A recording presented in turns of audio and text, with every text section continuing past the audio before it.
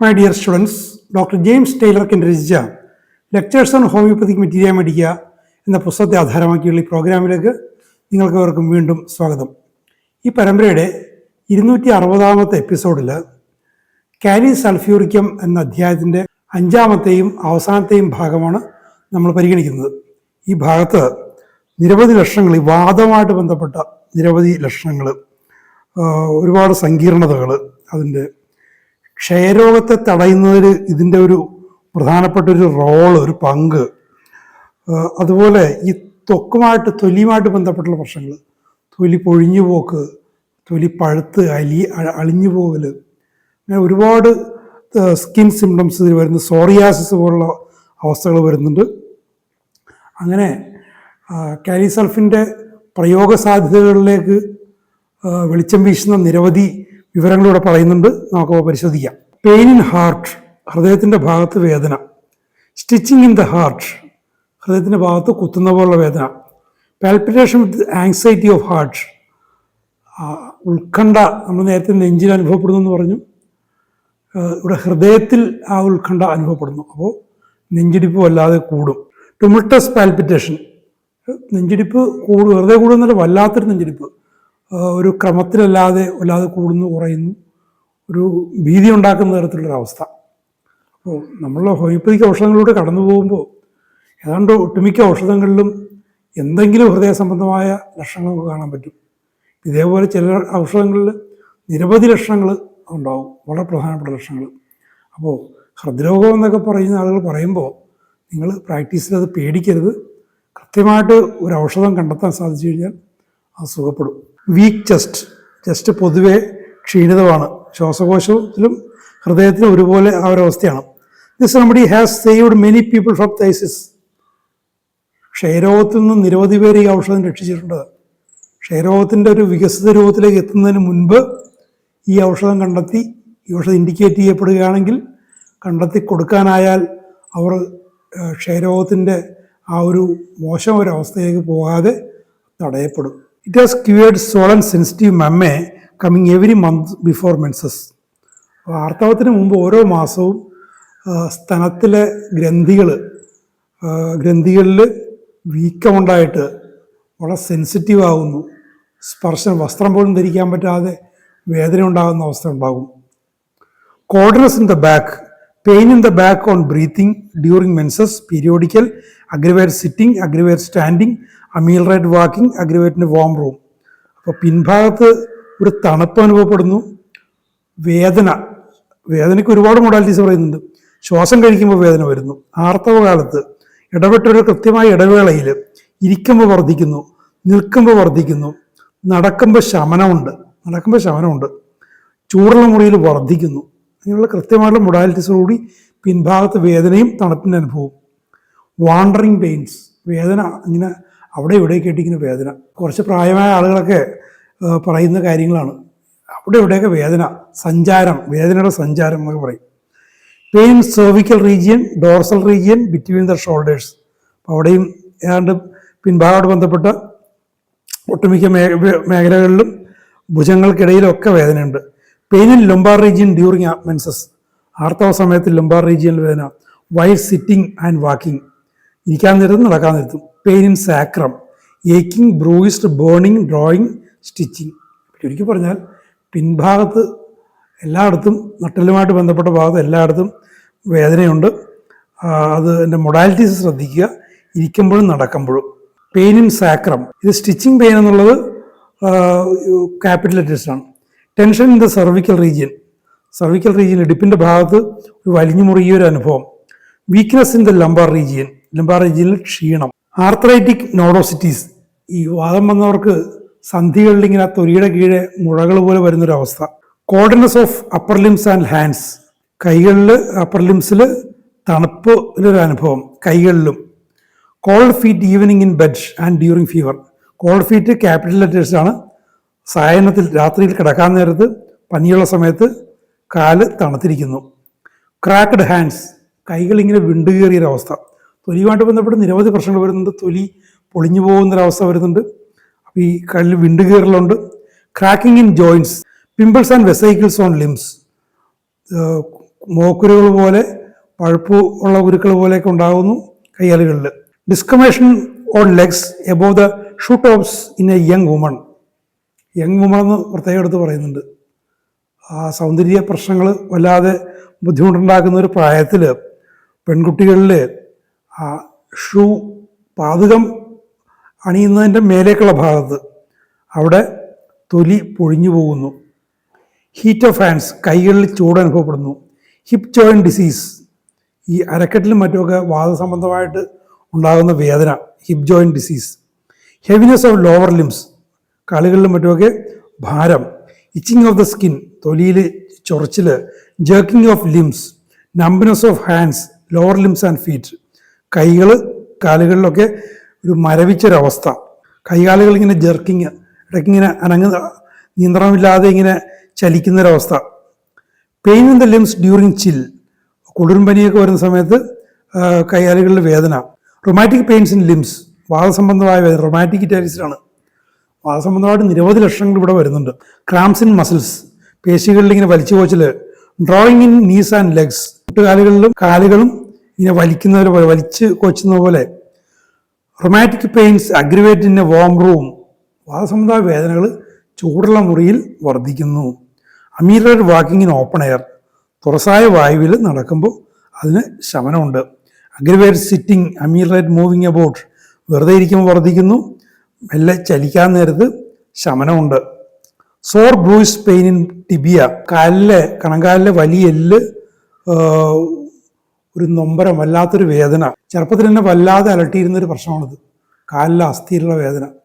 എൻ്റെ ഹോമിയോപ്പതിയിലേക്ക് ഞാൻ തിരിയുന്നവരെ ഒരുപാട് ബുദ്ധിമുട്ട് ഞാൻ അതുകൊണ്ട് അനുഭവിച്ചിട്ടുണ്ട്. ആ sore bruise pain. Stitching in the joints, സന്ധികളിങ്ങനെ കുത്തുന്ന പോലെ വേദന. സ്റ്റിച്ചിങ് ഇറ്റാലിസിലാണ്. In lower limbs, knees, legs, അപ്പോൾ കാലുകളിൽ, മുട്ടുകാലുകളിൽ ഒക്കെ ഉണ്ട്. വാണ്ടറിങ് സ്റ്റിച്ചിങ്, അത് ക്യാപിറ്റൽസിലാണ്. ഇങ്ങനെ ഈ കുത്തുന്ന പോലത്തെ വേദന അവിടെ എവിടേക്കായിട്ട് മാറി മാറി വരാം. ഈ വാതരോഗികളൊക്കെ പറയുന്ന ലക്ഷണങ്ങളാണ് ഈ കാണുന്നതൊക്കെ. Tearing pains during chill in joints, upper limbs, lower limbs, thighs, legs. കുളിർമനിയൊക്കെ വരുന്ന സമയത്ത് വലിച്ചു കയറുന്ന ഒരു വേദന, സന്ധികളിൽ, കൈകാലുകളിൽ, തുടയിൽ ഒക്കെ ഉണ്ട്. Wandering tearing pains ameliorated by motion, ഈ വലിച്ചു കയറുന്ന വേദന അവിടെ ഇവിടെയൊക്കെ ഉണ്ട്. അപ്പോൾ wandering pains, wandering numbness, wandering stitching feeling, ഇതെല്ലായിടത്തും ശരീരത്തിന് മൊത്തത്തിൽ വരുന്നുണ്ട്. ഈ ഔഷധത്തിൻ്റെ ഒരു സവിശേഷത വാണ്ടറിങ് നേച്ചർ എന്തിൻ്റെ ആയാലും. അത് ഈ വാണ്ടറിങ് പെയിന് ചലനം കൊണ്ട് അതിന് ശമനമുണ്ട്. തുറസായ വായുവിൽ നടക്കുന്നതുകൊണ്ടും അതിന് ശമനമുണ്ട്. Perspiration of palms of feet, കൈവെള്ളയിലും കാലിലും വിയർപ്പ്. കോൾഡ് സ്വെറ്റ് ഓഫ് ഫീറ്റ്, കാലുകളിൽ തണുത്ത വിയർപ്പ് കാലിൽ.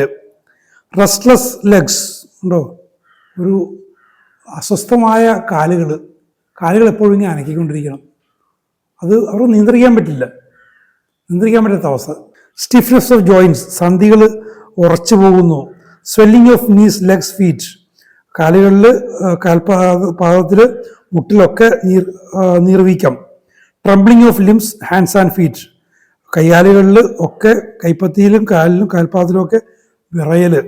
ആ വാതരോഗങ്ങളുടെയൊക്കെ ഒരു രൂക്ഷമായൊരവസ്ഥ എന്ന് പറയാം. ട്വിച്ചിങ് തൈസ്, തുടകളിൽ ഈ അനിയന്ത്രിതമായ വലിച്ചു കോച്ചലുകൾ. അൾസേഴ്സ് ഓൺ ലെഗ്, കാലുകളിൽ വ്രണങ്ങൾ വരുന്നു, അത് ഇറ്റാലിക്സിലാണ്. Ulcers on leg. Weakness of joints, upper limbs of knees, സന്ധികളിൽ, കൈകളിൽ, മുട്ടിൽ ഒക്കെ ക്ഷീണം. The sleep is full of dreams, ഉറക്കത്തിൽ നിറയെ സ്വപ്നങ്ങളാണ്. ഹി ഹാസ് നൈറ്റ് മെയർ, ദുസ്വപ്നങ്ങൾ, ഭയപ്പെടുന്ന സ്വപ്നങ്ങൾ. Dreams anxious of death, of being in an accident and nearly killed, of robbers, of sickness, frightful, of ghost. ഇതിൽ ഫ്രൈറ്റ്ഫുള്ളും ഗോസ്റ്റും ഇറ്റാലിക്സിലാണ്. സ്വപ്നങ്ങൾ എല്ലാ തരത്തിലുണ്ട്. ഉത്കണ്ഠയുണ്ടാകുന്ന സ്വപ്നങ്ങൾ, മരണത്തെക്കുറിച്ചുള്ള സ്വപ്നം, ഒരു അപകടം ഉണ്ടായിട്ട് മരിക്കാറായി എന്നുള്ള സ്വപ്നം, മോഷ്ടാക്കളെക്കുറിച്ച്, രോഗമുണ്ടാകുന്നതിനെക്കുറിച്ച് വല്ലാതെ ഞെട്ടലും ഭയവും ഉണ്ടാകുന്നത് അത് ഇറ്റാലിക്സിലാണ്. ഭൂതപ്രേത പിശാചുക്കളെ സ്വപ്നം കാണുന്നു, അത് ഇറ്റാലിക്സിലാണ്. ലേറ്റ് ഫാളിങ് അസ്ലീപ്പ്, വൈകിയാണ് ഗാർഡനിദ്രയിലേക്ക് പോകാൻ പറ്റുള്ളൂ. റെസ്റ്റ്ലെസ് സ്ലീപ്പ്, അത് ഇറ്റാലിക്സിലാണ്. ഉറക്കം അസ്വസ്ഥമാണ്. Sleepiness in afternoon and evening, അതിന് പകരം ഉച്ചകഴിയാൻ നേരത്തും സായന്തരം സന്ധ്യ സമയത്തുമൊക്കെ ഉറക്കം തൂങ്ങും. ഈവനിങ് ഇറ്റാലിക്സിലാണ്. ആൻഡ് ആഫ്റ്റർ ഈറ്റിംഗ്, ആഹാരം കഴിഞ്ഞ ശേഷം ഈ ഉറക്കം തൂങ്ങലുണ്ട്. സ്ലീപ്ലെസ് ബിഫോർ മിഡ് നൈറ്റ്, അർദ്ധരാത്രിക്ക് മുമ്പ് ഉറക്കമില്ലാത്തൊരവസ്ഥ വരുന്നു. വേക്കിംഗ് ഏർലി, നേരത്തെ എഴുന്നേക്കും. ആൻഡ് ഫ്രീക്വൻ്റ്, ഇടക്കിടക്ക് എഴുന്നേക്കും. ഇത്തിരി പ്രായമൊക്കെ ആയി കഴിയുമ്പോൾ നിരവധി പേരെ ബുദ്ധിമുട്ടിക്കുന്നത്. ശരിക്കും പറഞ്ഞൊരു ജിറിയാട്രിക് റെമഡിയാണെന്ന് വേണമെങ്കിൽ പറയാമത്. വാദസംബന്ധമായ പ്രശ്നങ്ങൾ, ഉറക്ക സംബന്ധമായ പ്രശ്നങ്ങളൊക്കെ ആ ഒരു വാർദ്ധക്യത്തിൽ കൂടുതൽ കാണുന്ന കാര്യങ്ങളാണ്. ചിൽ ഈവനിങ് ആൻഡ് നൈറ്റ്, ഈവനിങ് ഇറ്റാലിക്സിലാണ്. സന്ധ്യസമയത്ത് രാത്രി വൈകിയൊക്കെ കുളിര്. ചിലിനെസ് ഇൻ ദ ഈവനിങ്, വൈകുന്നേരം സന്ധ്യയ്ക്ക് ആ ഒരു കുളിരിൻ്റെ ഒരു അവസ്ഥ. ചിലിനെസ് ആഫ്റ്റർ എക്സേർഷൻ, എന്തെങ്കിലും അധ്വാനത്തിന് ശേഷം ആ ഒരു കുളിരിൻ്റെ അവസ്ഥ. അധ്വാനത്തിന് ശേഷം വിയർപ്പൊക്കെ വരുന്നത്, പക്ഷേ ഇവിടെ കുളിരും പനിയൊക്കെ വരുന്നത്. കോൾഡ്നെസ് ഓഫ് ദ സ്കിൻ, തൊലി തണുത്തിരിക്കുന്നു. കൊട്ടീഡിയൻ ചിൽ, നിത്യേന എന്നോളം വരുന്ന പനി, ഒരു രാവിലെ തുടങ്ങി വൈകുന്നേരം അവസാനിക്കുക, അങ്ങനെ ഒരു കൃത്യമായ ഒരു കാലയളവ് വരുന്ന പനി എനിക്ക് ഉണ്ടായിരുന്നതാണത്. എൻ്റെ ഒരു പഠിക്കുന്ന കാലത്ത്, ഞാൻ ഈ ഹോമിയോപ്പതിയിലേക്കൊക്കെ വരുന്ന കാലത്ത് എനിക്കത് മാറിപ്പോയത് അതിന് 3 വർഷത്തിന് ശേഷം ഞാൻ എൻ്റെ സൾഫർ കണ്ടെത്തി കഴിക്കുന്നതോടുകൂടിയാണ് ആ ഒരു പനി, സ്ഥിരം പനി, രാവിലെ പനി തുടങ്ങും, സൂര്യാസ്തമയം വരെ പനി, അതിങ്ങനെ സ്ഥിരമാണ്. ഷേക്കിംഗ് ചിൽ ഈവനിങ്സ്, ഷേക്കിംഗ് ചിൽ ഇറ്റാലിക്സിലാണ്. ആളായിട്ട് മൊത്തം ഒലയ്ക്കുന്ന തരത്തിലുള്ള കുളിര് ഈവനിങ് ക്യാപ്സിലാണ്. 5 PM, വൈകുന്നേരം 5 മണിക്കാണ്. 6 PM, 6 മണിക്കും ഉണ്ട്. ഫീവർ വിത്തൗട്ട് ചിൽ, കുളിരില്ലാതെ പനി മാത്രം. ഈവനിങ് അണ്ടിൽ മിഡ് നൈറ്റ്, അത് അർദ്ധരാത്രി വരെ, സന്ധ്യയ്ക്ക് തുടങ്ങി അർദ്ധരാത്രി വരെ ഈ പനി, കുളിരില്ലാത്ത പനി. ഫീവർ ഡ്രൈ ഹീറ്റ് ഫ്ലഷസ്, പനിയുണ്ട്, വരണ്ട ചൂട്, വേർപ്പില്ലാത്ത ചൂട്, ഫ്ലഷ്, ചുട്ടുനീറ്റൽ പോലെ വരും. Hectic fever, fluctuating fever, hectic fever, പെട്ടെന്ന് വരുന്നു പെട്ടെന്ന് കുറയുന്നു, അങ്ങനത്തെ ഒരു അവസ്ഥ. ഇൻ്റർമീഡിയൻറ്റ്, ഇടവിട്ട് വരുന്ന പനി. Perspiration morning night after midnight, വിയർപ്പ് രാവിലെ, രാത്രി, അർദ്ധരാത്രി ശേഷം, ഇത് നൈറ്റ് ക്യാപ്സിലാണ്. Perspiration of slight exertion copious, ചെറിയൊരു എക്സേർഷൻ മതി, വല്ലാതെ വിയർക്കും, ഭയങ്കരമായ വിയർപ്പ്, ചെറിയൊരു അധ്വാനം കൊണ്ട്. Sensation of burning in the skin, ഈ ലക്ഷണമൊക്കെ ഞാൻ പറഞ്ഞില്ലേ, ഇതിലെ പല ലക്ഷണങ്ങളും എനിക്കുണ്ടായിരുന്ന കാര്യങ്ങളാണ്. എനിക്ക് കാലിസൾഫ് വരില്ല, എനിക്ക് യോജിക്കുന്നത് സൾഫറാണ്. അപ്പോൾ സൾഫറും ഈ ഞാൻ തുടക്കത്തിൽ പറഞ്ഞു കാലിസൾഫിൽ സൾഫറിൻ്റെ ഒരു എലമെൻ്റ് അതിലുണ്ടെന്ന്. പക്ഷെ കാലിസൾഫ് വരുമ്പോഴേക്കും അതിൻ്റെ ജനറാലിറ്റി മാറിപ്പോയി. എനിക്ക് ഒട്ടും യോജിക്കാത്തൊരു ജനറാലിറ്റിയാണത്. പക്ഷേ സൾഫർ വരാൻ നേരത്ത് ജനറാലിറ്റിയും യോജിക്കും, ഇതേപോലുള്ള പർട്ടിക്കുലേഴ്സും യോജിച്ചു വരും. അപ്പം അങ്ങനെ കമ്പയർ ചെയ്ത് പഠിക്കണം മെറ്റീരിയൽ പഠിക്കുക, കമ്പാരിറ്റീവ് സ്റ്റഡി, അത് വളരെ മനോഹരമാണത്. അത് ഈ പുസ്തകം മാത്രമല്ല, നല്ല മെറ്റീരിയൽ മെഡിക്കാസ്, ഡിക്ഷണറി, ക്ലർക്കിൻ്റെ ഡിക്ഷണറി, അങ്ങനെയുള്ള പുസ്തകങ്ങളൊക്കെ വെച്ചുകൊണ്ട് പല മെറ്റീരിയൽ മെഡിക്കാസ് ഉപയോഗിക്കണം. കെൻറ്റിൻ്റെ ലെക്ചേഴ്സ്, വസ്തു ഇതൊക്കെ ഏറ്റവും അവസാനം വായിക്കേണ്ട പുസ്തകമാണത്. അതൊക്കെ ബേസിക് ടെക്സ്റ്റുകളൊക്കെ വായിച്ച ശേഷം വായിക്കേണ്ടതാണ് ഈ കെൻറ്റിൻ്റെ പുസ്തകം. അങ്ങനെ കമ്പയർ ചെയ്ത് പഠിച്ചു കഴിഞ്ഞാണല്ലോ ഹോമിയോപ്പതിക് പ്രിസ്ക്രിപ്ഷൻ വളരെ വളരെ ലാഘവമുള്ള, സന്തോഷകരമായ, ആനന്ദകരമായ ഒരു അനുഭവമായിരിക്കും. ഞാൻ അങ്ങനത്തെ പ്രാക്ടീഷണേഴ്സിനെ കണ്ടിട്ടുണ്ട്. അവരിങ്ങനെ ഒന്നിൽ നിന്ന് മറ്റൊന്നിലേക്ക് ഇങ്ങനെ പോയിക്കൊണ്ടിരിക്കും. ഞാനിപ്പോൾ ആൽഫാബറ്റിക് ഓർഡർ വിട്ട് ഈ ഒരു പുസ്തകം എടുത്തതിൻ്റെ ഒരു കാരണം തന്നെ അതാണ്. ആ ഒരു ഔഷധങ്ങളുടെ മെറ്റീരിയൽ മെഡിക്കയുടെ ഒരു ഒഴുക്ക്, ഒരു സഞ്ചാരം, ആ ബന്ധങ്ങൾ, മനോഹരമായ ട്രയോസ്, അതൊക്കെ അങ്ങനെ മനസ്സിലാക്കി അങ്ങനെ ഒരു ഹോമിയോപ്പതി ഒരു മനോഹാരിത ഉൾക്കൊണ്ടുകൊണ്ട് പഠിച്ചാലേ ഇത് ആസ്വദിച്ച് നിങ്ങൾക്കിതിൽ വളരെ ഉന്നതമായ വിജയം നേടാൻ പറ്റുള്ളൂ. ഉന്നതമായ വിജയം എന്ന് വെച്ചാൽ ഉന്നതമായ വിജയമാണ്, മറ്റാർക്കും നേടാനാവാത്ത അത്യുന്നതമായ വിജയം. രോഗശാന്തിയുടെ ആ ഒരു മഹത്തായ അനുഭവങ്ങൾ രോഗികൾക്കും നിങ്ങൾക്കും ഉണ്ടാകും. രോഗികൾ നിങ്ങളെ തേടി കാത്തു വന്ന് നിൽക്കും. Sensation of burning in the skin, തൊലിയിൽ പൊള്ളുന്നവരുടെ അനുഭവം. ബേണിംഗ് ആഫ്റ്റർ സ്ക്രാച്ചിങ്, ഒന്ന് ചൊറിഞ്ഞു കഴിഞ്ഞാൽ പൊള്ളൽ വരും. The skin is often cold, തൊലി പൊതുവേ എപ്പോഴും തണുത്തിരിക്കും. ഡിസ്കമേഷൻ, അത് ക്യാപ്സിലാണ്, തൊലി പൊളിഞ്ഞു പോകുന്നൊരവസ്ഥ.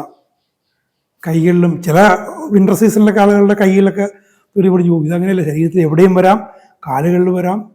ആകപ്പാടെ ഒരുപാട് പേര് മാറാരോഗങ്ങളൊക്കെ പറഞ്ഞ് വരുന്ന ചില, എനിക്കറിയാവുന്ന മലബാറിലൊരു ആയുർവേദ ഡോക്ടർ, ഞാൻ കോഴിക്കോടൊക്കെ താമസിക്കുമ്പോൾ ഞാൻ കണ്ടിട്ടുണ്ട്. അവിടെ കൂടുതലും വരുന്ന ഇത്തരം ആളുകളാണ്. ക്രാക്ക്ഡ് സ്കിൻ, ഡിസ്കമേറ്റഡ് സ്കിൻ, ഇതൊക്കെയായിട്ടാണ് വരുന്നത്. അൾസറേറ്റഡ് സ്കിൻ, ഇതിലൊക്കെ ഉണ്ട്, ഇതെല്ലാം ഇതിലുണ്ട്. ഇതുപോലെ നമ്മൾ നിരവധി ഔഷധങ്ങളിലുണ്ട്. കൃത്യമായിട്ട് ലക്ഷണങ്ങളെടുത്ത് ചോദിച്ച് മനസ്സിലാക്കി അവരുടെ ബൈസ്റ്റാൻഡേഴ്സിനോടും അവരുടെ പാരൻസ് ഉണ്ടെങ്കിൽ അവരോടും ഒക്കെ ചോദിച്ച് അവരുടെ ഒരു ജനറൽ കണ്ടീഷൻ മനസ്സിലാക്കി അവരുടെ ഡിസ്പോസിഷൻ എന്താണെന്ന് മനസ്സിലാക്കി കൃത്യമായിട്ടുള്ളൊരു മയാസ്മാറ്റിക് റെമഡി സെലക്ട് ചെയ്ത് അതിൻ്റെ മൊഡാലിറ്റീസൊക്കെ കൃത്യമായിട്ട് സെലക്ട് ചെയ്ത് കൊടുത്തു കഴിഞ്ഞാൽ ഒക്കെ മനോഹരമായിട്ട് മാറി ആ ഒരു ഇമ്മാക്കുലേറ്റ് സ്കിൻ, ഒരു ശിശുവിൻ്റേതുപോലെ നിർമ്മലമായ തൊലി വരുന്നത് നമുക്ക് കാണാൻ സാധിക്കും. നമ്മുടെ നിരവധി വർഷങ്ങൾ അത് വരുന്നുണ്ട്. കാലിസൾഫ്യൂറിക്കും അതിലൊന്നാണ്. ഡിസ്കമേഷൻ എന്ന് പറയുന്നത് പലയിടത്ത് വരുന്നുണ്ട്. ഇവിടെ ക്യാപ്സിലാണ് കൊടുത്തിരിക്കുന്നത്. Discolouration, liver spots, red spots, നിറം മാറുന്ന തൊലിയിൽ കരളിൻ്റെ നിറത്തിലുള്ള സ്പോട്ട്സ് വരുന്നു, ചുവന്ന നിറത്തിലുള്ള പാടുകൾ വരുന്നു. ഡ്രൈ സ്കിൻ, വരണ്ട തൊലിയാണ്. ഇനാക്ടിവിറ്റി ഓഫ് ദ സ്കിൻ, തൊലിയുടെ ആക്ടിവിറ്റി എന്താണ്? സ്പർശനം അറിയുക, വിയർക്കുക, ഇതൊക്കെയാണ് തൊലിയുടെ ആക്ടിവിറ്റി. ഈ തൊലിയുടെ ആക്ടിവിറ്റി നടക്കുന്നില്ല. വിയർപ്പുണ്ടാകാതെ വരും, സ്പർശനം അറിയാത്ത അവസ്ഥ വരും. ഡ്രൈ ബേണിംഗ് സ്കിൻ, വരണ്ട് പൊള്ളുന്ന തൊലി. എപ്പിത്തീലിയോമ നമ്മൾ നേരത്തെ കണ്ടാണ്, തൊലിയിലൊക്കെ മുഴകൾ. Eruptions, blisters, burning, dry, moist, eczema with yellowish green, watery discharge, herpetic. അപ്പോൾ എല്ലാത്തരം ചൊറി ചിരങ്ങുകൾ ഇതിൽ വരുന്നുണ്ട്. പൊള്ളിങ്ങനെ കുമിള പോലെ അത് വരുന്നുണ്ട്. പൊള്ളൻ്റെ അനുഭവമുണ്ട്. മോയിസ്റ്റ്, അത് ഇറ്റാലിയൻസിലാണ്. ഈർപ്പമുള്ള, അതായത് ഇങ്ങനെ വെള്ളം ഒലിക്കുന്നു എന്നർത്ഥം. എക്സീമയിൽ യെല്ലോയിഷ് ഗ്രീൻ, മഞ്ഞ നിറത്തിലുള്ള, മഞ്ഞ കലർന്ന പച്ച നിറത്തിലുള്ള സ്രവങ്ങൾ വരുന്നു, വെള്ളം പോലെ സ്രവങ്ങൾ വരുന്നു. ഇച്ചിങ് ആൻഡ് സ്റ്റിങ്ങിങ് എറപ്ഷൻസ്, ചൊറച്ചിലുണ്ടാക്കുന്ന കുത്തുന്ന പോലുള്ള പരുക്കൾ തൊലി വരുന്നു. റാഷ് ലൈക്ക് മീസിൽസ്, അഞ്ചാമ്പനി, ഡിസ്കളറേഷൻ വരുന്നു, ഇങ്ങനെ മണൽപ്പൊടി വാരി വിതറിയ പോലെ. Eruptions, painful, pimples, psoriasis, pustules and red eruptions. തൊലിയുമായിട്ട് ബന്ധപ്പെട്ട എല്ലാത്തരം പ്രശ്നങ്ങളും ഇവിടെ ഉണ്ടെന്ന് മനസ്സിലാക്കിയുള്ളൂ. സോറിയാസിസ് വരുന്നുണ്ട്. സ്കാബി ഇറപ്ഷൻസ്, അത് ഇറ്റാലിയൻസിലാണ്. ചൊറി ശരിക്കും ചൊറി പോലുള്ളത്. സ്കാബി ആഫ്റ്റർ സ്ക്രാച്ചിങ്, തൊലി ചൊറിഞ്ഞിട്ട് സ്കാബിയായിട്ട് ചൊറി പോലെ വരുന്നു. സ്കെയിലി ഇറപ്ഷൻസ് ആണെങ്കിൽ മോയിസ്റ്റ് ബേസ്, അടിയിൽ ഇങ്ങനെ ഈർപ്പമുള്ളൊരു ബേസോട് കൂടി ചെതമ്പൽ പോലെ വരുന്നു ശരീരത്തിൽ. ഒന്ന് ആലോചിച്ച് നോക്കിയേ. നേരത്തെയൊക്കെ പത്രങ്ങളിൽ ഇങ്ങനെയുള്ള ചില അജ്ഞാത രോഗം, മാറാരോഗം എന്നൊക്കെ പറഞ്ഞ് വരുമ്പോൾ ഞാനൊക്കെ കഷ്ടപ്പെട്ട് പോയി അവരെ കണ്ട് ചികിത്സയിലേക്ക് കൊണ്ടുപോകാൻ ഞാൻ ശ്രമിച്ചിട്ടുണ്ട്. അവരെ കണ്ടു കഴിഞ്ഞാൽ നമുക്ക് പേടി തോന്നും. ചെതുമ്പൽ പോലെയൊക്കെ ഇരിക്കുന്നത്, ശരീരം മുഴുവൻ വിണ്ടുകീറി ചോര വലിക്കുന്നത്, ചലം വരുന്നത്, ഇതൊക്കെ കണ്ടു കഴിഞ്ഞാൽ പേടി വരും അവരെ. പക്ഷേ ഇവർ പലരും ഇത് അന്ധവിശ്വാസത്തിലേക്ക് പോകും. അത് എല്ലാ മതത്തിലും കേട്ടോ, ഇന്ന മതത്തിലൊന്നുമില്ല, എല്ലാ മതത്തിലും ഇതൊക്കെ കാണുമ്പോഴേക്കും ഇത് ശാപമാണ്, അതാണ്, ഇതാണ്, ബാധയാണ്, അങ്ങനെയൊക്കെ പറഞ്ഞുകൊണ്ട്, അതിൻ്റെ കോപമാണ് എന്നൊക്കെ പറഞ്ഞുകൊണ്ട് മറ്റ് കാര്യങ്ങളിലേക്ക്, അങ്ങനെയുള്ള അന്ധവിശ്വാസങ്ങളിലേക്കും ഒരുപാട് പണച്ചിലവുള്ള ചികിത്സകളിലേക്ക് പലരും പോകും. പക്ഷേ അവിടെ കൃത്യമായിട്ടുള്ള ട്രീറ്റ്മെൻറ്റ് കൊടുക്കാൻ പറ്റിക്കഴിഞ്ഞാൽ നമുക്ക് സുഖപ്പെടുത്താൻ സാധിക്കും. സ്മാർട്ടിങ്, സൂപ്പറേറ്റിംഗ് ഇറപ്ഷൻസ്, ട്യൂബർക്കുലർ ഇറപ്ഷൻസ്, ഓർട്ടിക്കേരിയ, നോഡുലർ. സ്കിന്നിൽ പറഞ്ഞ പോലെ എല്ലാത്തരം പ്രശ്നങ്ങളും, തിണർപ്പ്, മുഴകൾ, തടിപ്പ്, നിറവ്യത്യാസങ്ങൾ, ചൊറി, ചിരങ്ങ് ഒക്കെ ഉണ്ട് ഇതിൽ. വെസൈക്കുലർ ഇറപ്ഷൻസ്, എറസിപ്ലാസ് വിത്ത് ബ്ലിസ്റ്റേഴ്സ് ശ്രദ്ധിക്കണം, പലയിടത്തും പറയുന്നുണ്ട്. തീപ്പൊള്ളികളുണ്ടായ പോലെ ഇങ്ങനെ കുമിള പോലെ വരുന്നു. Easy excoriation of the skin, തൊലി വളരെ വേഗം ദ്രവിക്കും എന്തെങ്കിലും സ്രവം വന്നിട്ട്. ഇൻട്രട്രിഗോ, ഇതും ഒരു വളരെ ആളെ ബുദ്ധിമുട്ടിക്കുന്ന പ്രശ്നമാണ്. തൊലിയുടെ മടക്കുകളിൽ, കൈയുടെ മടക്കുകളിൽ, കക്ഷത്ത്, കഴുത്തിലെ മടക്കുകളിലൊക്കെ വ്രണങ്ങൾ വന്നൊരവസ്ഥ. കാതിൻ്റെ മടക്കുകൾ, ഒരുപാട് പേര് അതുകൊണ്ട് ബുദ്ധിമുട്ടിക്കുന്നുണ്ട്. ഞാൻ നേരത്തെ പറഞ്ഞിട്ടുണ്ടെന്ന് തോന്നുന്നു, ഒരു ബാബുചേട്ടൻ്റെ അയൽവക്കത്തെ ഒരു കാര്യം, ഒരുപാട് വിദേശങ്ങളിലൊക്കെ ജോലി ഉണ്ടായിരുന്നവരാ, ഇവിടെ തന്നെ വലിയൊരു സാമ്പത്തിക സ്ഥാപനത്തിലൊക്കെ ജോലി ഉണ്ടായിരുന്ന ഒരാളാണ്. ബാബുചേട്ടൻ അന്ന് കേസ് എടുക്കാൻ ഭയങ്കര മടിയാണ്. മടിയെന്ന് വെച്ചാൽ DHMS പഠിച്ച ശേഷം ആൾക്ക് ആത്മവിശ്വാസം പോയി. അതിനു മുമ്പ് മിലിറ്ററി ഡിഫൻസ് ഓഡിറ്റിലായിരുന്ന സമയത്ത് എന്ത് കേസ് വന്നാലും പുള്ളി എടുക്കുമായിരുന്നു. ക്വാളിഫൈഡ് ആയപ്പോഴേക്കും ആത്മവിശ്വാസം പോയി. ഈ പറഞ്ഞ ഇൻട്രട്രിഗോയും ഡിസ്ക്രിമിനേഷനൊക്കെ ഉണ്ടായിരുന്നൊരു സ്ത്രീയാണ്. അവരെത്ര പറഞ്ഞിട്ടും ബാബുചേട്ടൻ്റെ കേസ് എടുക്കുന്നില്ലായിരുന്നു. കാരണം ഇതിൻ്റെയൊക്കെ അഗ്രവേഷൻ ഉണ്ടാവും, പല പ്രശ്നങ്ങളുണ്ടാവും. ഇതൊക്കെ വളരെ സമ്പന്നരായതുകൊണ്ടും വിദേശങ്ങളിലൊക്കെ പല ചികിത്സകൾക്ക് പോയതുകൊണ്ടും ഒരു സഹിച്ചു നിൽക്കാൻ പറ്റാതെ പോയി ഓയിൻമെൻറ്റ് കഴിക്കുകയോ ഇഞ്ചക്ഷൻ കഴിക്കുകയോ ചെയ്തു കഴിഞ്ഞാൽ ഈ ചെയ്ത മുഴുവൻ വെറുതെയാവും. ബാബുചേട്ടനാണെങ്കിൽ പ്രതിഫലം വാങ്ങുകയില്ല. അങ്ങനെ എൻ്റെ ഒരു ഇടപെടലെല്ലാം നിർബന്ധിച്ചിട്ടാണ് ആ കേസെടുത്തത്. അത് ഈ പറഞ്ഞ ഒരു നല്ല തൊലി, അല്ല ഇമ്മാക്കുലേറ്റ് സ്കിൻ വരുന്നത് ഒരു 6-7 മാസത്തിനകം വരുന്നത് ഞാൻ കണ്ടിട്ടുണ്ട്. അപ്പോൾ ഒത്തിരി ബുദ്ധിമുട്ടുന്നവർ, അവരൊക്കെ എന്ത് കൊടുക്കാനും, അന്ന് ബാബുചേട്ടന് ഒരു വാഹനം വാങ്ങിക്കൊടുക്കണോ, നടന്നും ബസ്സിനും ട്രെയിനിനും മാത്രം പോയിരുന്നൊരു മനുഷ്യനാണ്. വാഹനം വാങ്ങിക്കൊടുക്കണോ, വീട്ടിൽ ഗ്യാസ് സ്റ്റൗ ഇല്ല, അന്ന് ഗ്യാസൊക്കെ കിട്ടാൻ പാടുള്ള കാലമാണ്. ഗ്യാസ് കണക്ഷൻ വാങ്ങിത്തരാം. ഫോണില്ലായിരുന്നു, ഫോൺ കിട്ടാൻ പാടുള്ള കാലമാണ്. ഫോൺ കണക്ഷൻ എടുത്തു തരാം. ഭയങ്കര ഓഫേഴ്സായിരുന്നു കിട്ടിയത്. പക്ഷേ അതൊന്നും മോചനം വീണില്ല. ഞാനത് പറഞ്ഞ് അവരെ മറ്റ് ചികിത്സകളിലേക്ക് പോകാതെ അഗ്രവേഷനൊക്കെ പിടിച്ചു നിൽക്കാം എന്നൊരു ഉറപ്പ് അവരിൽ നിന്ന് ഞാൻ വാങ്ങിക്കൊടുത്തു. പക്ഷേ 6-7 മാസം കൊണ്ട് പിന്നീട് വലിയ സുഹൃത്തുക്കളായി. മോചനം മരണം വരെ വളരെ അടുപ്പമായിരുന്നു അവർ. ഇത്തരം അവസ്ഥകളെ കാണുമ്പോൾ നിങ്ങൾ ഭയപ്പെടരുത്. കൃത്യമായിട്ട് കേസ് സ്റ്റഡി ചെയ്ത് കൃത്യമായ ഔഷധം സെലക്ട് ചെയ്യാൻ പറ്റിക്കഴിഞ്ഞാൽ അതൊക്കെ മാറും. പിന്നെ നമ്മൾ അവരെ ബോധവൽക്കരിച്ച് അവർ ചികിത്സയിൽ നിന്ന് മാറിപ്പോകാതെ നോക്കുക എന്ന് പറയുന്നത് വളരെ പ്രധാനപ്പെട്ട വേറൊരു കാര്യമാണ്. അത് വലിയൊരു ചലഞ്ചും കൂടിയാണത്. ഇപ്പം എൻ്റെ ഈ ചാനൽ സ്ഥിരമായിട്ട് കാണുന്ന പലരും ചോദിക്കാറുണ്ട്, ഇതിനൊക്കെ സെലക്ട് ചെയ്ത് കൊടുത്തു കഴിഞ്ഞാൽ ആളുകൾ നിൽക്കില്ല, എന്ത് ചെയ്യും, ഒരു അഗ്രവേഷൻ പരമായി പോകും. അത് യഥാർത്ഥ വെല്ലുവിളി തന്നെയാണ്. ആണ് ഞാൻ പറയുന്നത്, നിങ്ങളെ കാത്തിരിക്കുന്ന അവരുടെ വെയിറ്റിംഗ് ഏരിയയിൽ വെച്ച് തന്നെ ബോധവൽക്കരണം ആരംഭിക്കണം. നിങ്ങളെ ചേംബറിൽ തുടരണം, വീണ്ടും തുടരണം. അങ്ങനെ മാത്രമേ അവരെ പിടിച്ചു നിർത്താൻ നമുക്ക് സാധിക്കുകയുള്ളൂ. എങ്കിലും വിട്ടുപോകുമായിരിക്കും, അത് നമ്മളുടെ നിയന്ത്രണത്തിന് അതീതമായ കാര്യമാണ്. നിങ്ങൾക്ക് ചെയ്യാനാകുന്ന പരമാവധി ചെയ്യുക എന്നുള്ളതാണ്. ഫോർമിക്കേഷൻ, പുഴുവോ ഉറുമ്പോ ഒക്കെ നിറയ്ക്കുന്ന പോലെ തോന്നൽ, etching, burning, crawling, stinging. Burning ഇവിടെയും വരുന്നുണ്ട്, ഇറ്റാലിക്സിലാണ്. സ്റ്റിങ്ങിങ് ഇറ്റാലിക്സിലാണ്. അപ്പോൾ കുത്തുന്ന പോലെ വേദനയും ഈ ബേണിങ്ങും ഒക്കെ ഇവിടെ പലയിടത്തും വരുന്നുണ്ട്. അപ്പം ഇതൊക്കെ നമ്മൾ കൃത്യമായിട്ടൊരു ജനറാലിറ്റീസ് എടുത്തില്ലെങ്കിൽ നമ്മൾ തെറ്റിപ്പോകും പലപ്പോഴും. നമ്മൾ ആർസനിക് ആൽബം അങ്ങനെയുള്ള സാധനങ്ങളിലേക്ക്, ചിലപ്പോൾ സൾഫർ, അതിലേക്ക് നമ്മൾ പോയിന്നിരിക്കും. കൃത്യമായിട്ട് അതിൻ്റെ ജനറൽ കണ്ടീഷൻസും അതിൻ്റെ മൊഡാലിറ്റീസും മനസ്സിലാക്കിയാലേ ഔഷധം മനസ്സിലാക്കാൻ പറ്റുള്ളൂ. കാലി സൾഫ് കൊടുക്കേണ്ടുന്ന ഒരു കേസിൽ വേറെ എന്ത് കൊടുത്തിട്ട് എന്ത് കാര്യം? ഒരു കാര്യമില്ല. Aggravated വാമിൻ bed ഇറ്റാലിക്സിലാണ്. കിടക്കിൽ കിടന്ന് ചൂടാകുമ്പോൾ ഈ പറയുന്ന പ്രശ്നങ്ങളൊക്കെ കൂടും. അമീലറേറ്റ് സ്ക്രാച്ചിങ്, ചൊറിയ എന്നെടുത്ത് അതിന് ശമനം കിട്ടും. ആർസാൽബിലും ഉണ്ട്. ചൊറിഞ്ഞ് ആകെ സ്കിന്നാകെ റാഷാകും. അപ്പോഴേക്കും ചൊറിച്ചിൽ മാറും. കുറച്ച് കഴിയുമ്പോൾ വീണ്ടും വരും. അപ്പോൾ കൺഫ്യൂഷൻ ഒരിക്കലും ഉണ്ടാവരുത്. വെറുതെ ഈ പർട്ടിക്കുലേഴ്സ് മാത്രം വെച്ചുകൊണ്ട് പ്രിസ്ക്രിപ്ഷനിലേക്ക് പോയി കഴിഞ്ഞാൽ തെറ്റിപ്പോകാനുള്ള എല്ലാ സാധ്യതകളുണ്ട്. Moisture of the skin after scratching, ചൊറിഞ്ഞ ശേഷം തൊലിയിലിങ്ങനെ ഈർപ്പം വരും. ന്യൂറൈറ്റീസ്, നാഡികളിൽ വീക്കം വന്നിട്ട് വേദനയും മറ്റുമൊക്കെ ഉണ്ടാകുന്നൊരവസ്ഥ. The skin is very sensitive, വളരെ സംവേദനക്ഷമതയുള്ള തൊലിയാണ്. ഈയം തൊട്ടാറിയും, സെൻസിറ്റിവിറ്റാലിസ് ആണ്. A sore feeling in the skin, തൊലിയിൽ മൊത്തത്തിലൊരു നൊമ്പരം പോലെ ഉണ്ട്. സ്റ്റിക്കിംഗ് ആഫ്റ്റർ സ്ക്രാച്ചിങ്, ചൊറിഞ്ഞ ശേഷം ഇങ്ങനെ ഒട്ടിപ്പോവും. സ്കിൻ സോളൻ ആൻഡ് ഡ്രോപ്സിക്കൽ, തൊലി വിങ്ങി നീരുകെട്ടി വരുന്നു, വീർത്ത് വരുന്നു. സെൻസേഷൻ ഓഫ് ടെൻഷൻ, തൊലി വലിഞ്ഞു നിൽക്കുന്ന പോലത്തെ ഒരു അനുഭവം. അൾസറേറ്റീവ് പെയിൻസ്, വ്രണങ്ങളിൽ നിന്നുള്ള വേദന. അൾസേഴ്സ്, വ്രണങ്ങൾ. ബ്ലീഡിങ്, രക്തവാർച്ച. ബേണിങ്, പൊള്ളല്. Bloody discharge. സ്റ്റാബിങ്, കുത്തുന്ന പോലെ വേദന. യെല്ലോ ഡിസ്ചാർജ്, മഞ്ഞ നിറത്തിലുള്ള പഴുപ്പ്, ചലം വരുന്നു. ഇൻഡോളൻ്റ്, വളരെ ലേസി ആയിട്ടുള്ള സ്കിൻ.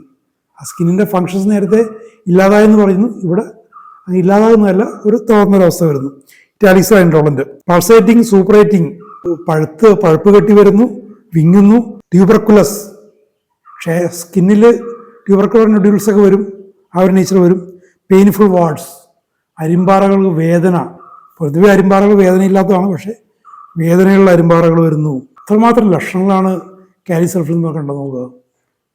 ലക്ഷണങ്ങളുടെ ധാരാളിത്തം, സമൃദ്ധി, കൃത്യമായിട്ടുള്ള മൊഡാലിറ്റീസ് വരുന്നുണ്ട്.